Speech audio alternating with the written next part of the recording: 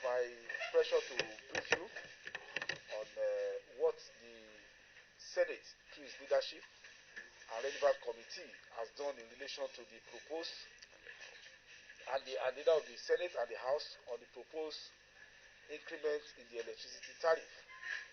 As you know, the leadership of the National Assembly, and by this I mean the Senate and the Rep, being conscious of the clamor of Nigerians that we should do something about the proposed increment in the electricity tariff, proposed to start tomorrow, 1st July 2020, at a meeting yesterday with all the stakeholders in the power sector, including government representatives and the relevant committees of the Senate and Rep and the leadership of the National Assembly. It was agreed that the introduction of the new tariff regime be suspended forthwith because of the challenges of the economy, which all of us are aware, and that a consideration of introduction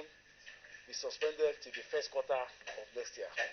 It's very important to say this because I've been receiving a lot of calls and inquiry from journalists, and it's important we let you know that the National Assembly had intervened, being the authentic representative of the people, and have been able to get a moratorium on the introduction of the new tariff. I have here with me my leader, the chairman, Senate Committee on Power, in case there are questions that border specifically on that area. So thank you very much. Together with the relevant committees, have intervened on the proposed introduction of a new tariff regime for electricity, and this has been suspended till the first quarter of next year, in line with the challenges that Nigerians are facing economically presently. That's just the brief.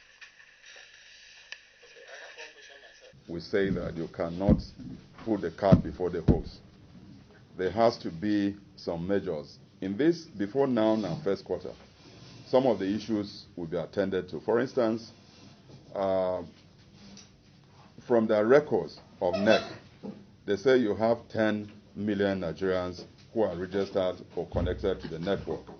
But out of these 10 million, only 4 million are metered. So for you to effectively collect revenue from any tariff at all, those 6 million also need to be metered. The 10 million is grossly underestimated anyway, but that is the official record. And so for you to increase tariff, you have to enumerate people and meter them. It will be easier for you to collect. There are other associated issues which are technical, which deals with the infrastructural deficit in the power sector. And you know that the intervention of the presidency with regards to the MOU signed with Siemens for them to upgrade both generation, transmission, and distribution. And so some of these things we expect that they will be in place before first quarter of next year. So once you have efficiency in power supply, of course, you now have a reason to increase tariff. And that is where we stand in the National Assembly. Let there be efficiency. Let people be properly enumerated. Let people be properly metered.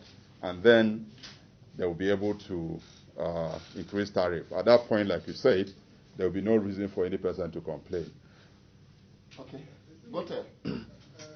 You know, it's a bit of a problem because when these entities were privatized, the essence of privatization was to create efficiency in power delivery to Nigerians.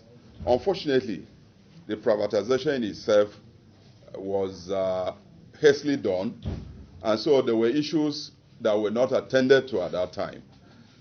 Those are the issues that are propping up now and creating problems. What you said is correct. If the people who took over these entities were able to attend to the infrastructural deficit, what you said would not have happened. And that is why we're having some of this problem. And that is why I think that the government have put in place, nothing yet has started manifesting yet, but they've put in place these actions For instance, the Cement D, though not yet signed, but there's an understanding between government to government to now enhance those infrastructures. So, of course, when that is done, this complaint you are raising here would not arise, because they would have attended to the infrastructures in areas that need them, and then the transmission itself will be able to weigh much more capacity. The wheeling capacity is also a problem, and then the absorption capacity of the discourse is also a problem, and then the generation itself is a problem because power cannot be evacuated. So while we have installed capacity of 13,000, only about between 3,500 and 4,000 can be weighed. And so these are all very fundamental issues. So it's not an issue that you can lay on the door of one sector of the power chain.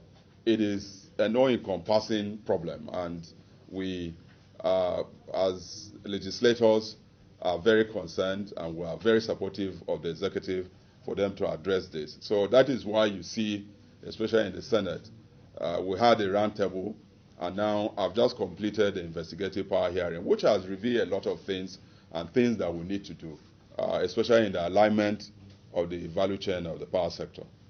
Silverbird, blueprint, some. Georgina, let me take the first question. It's not as simple and as easy as it appears. This entity, like I said, especially the discos, were privatized, 60% to private owners, which gives them control of the management, 40% government equity. Now, to start going back, because if you take them over, you pay them at a premium, which is a lot of money. Yes, there are issues, like I said. Once a foundation of a house is built on sand, of course, you know the consequence, it will collapse. The privatization ab initio had issues, but the government at that time was interested and believing that there will be more efficiency, because we used to, as kids, NEPA.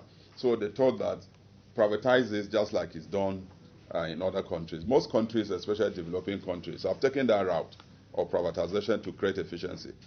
And so that was the essence. Now, you say that somebody has taken a lot of money, invested. First, it gives the wrong signals for you to take over. It goes back to the period of nationalization. This one, they are Nigerians, so you won't call it nationalization, but you call it sidra. You are, appropriating what is already given out. So potential investors, foreign investors, will be very scared. If we can nationalize assets of Nigerians, they will not come. So it's very tricky on that. So what we need to do is to be more serious with the discourse, and so that they can perform. The second question is on solar. The essence of creating the Department of Rural Electrification, or Parastatal, is to address many renewable energy issues. And that is what is happening, because if we go to China, they say that they have attended about 98% access to power. It is not the grid. It is basically renewable energy. And most countries like India, they are into renewable energy. But renewable energy cannot provide enough power for you to engage in industrialization. It is just to those who are underserved. Like here now, in the National Assembly, we look at the budget. Most members of the National Assembly have made provisions for solar lights, mini-grid, isolated mini-grid on solar. That means that if you have a village of 200 households, you can have a mini-grid, they can have 24/7 light. So those measures have been taken, but it's not yet something that is very common here. Because first, the technology of it, we need to get people who are trained technically to be servicing them. But rural electrification is on top of that, and there's even the World Bank is giving a lot of support for this rural electrification. You know that the government has initiated providing these federal universities with light, and they started with Kano. In fact, Kano has been activated. I know of University of Agriculture, Makudi, is ongoing. I think about 7 of them. That program is ongoing. There is also provisions of power to markets. Ibadan is enjoying that. There's a market, what is it called? there's a market in Ibadan that is enjoying 24/7 light using solar light. So that is on the table as well. Okay, no pressure. Yeah, I know where you are heading. There's nowhere in the world. Of course, nowhere in the world that power is not subsidized, especially in developing economies. If we look at, I've looked at Mexico, I've looked at India, I've looked at Egypt, South Africa, and all of that. In all these places, power is subsidized by government to some extent because there are genuine people who, because of their income, are unable to pay the cost, what they call cost-reflective tariff. That is the actual cost of producing power. And so, in this case, because of our circumstances and because of COVID, government across the world, you know, that are giving palliatives. Now, Nigerians are heavily burdened because of the COVID. The economy, as you know, has contracted. I saw it by 3.2%. That is a lot. And so it makes you and me unable to attend to some of our social problems.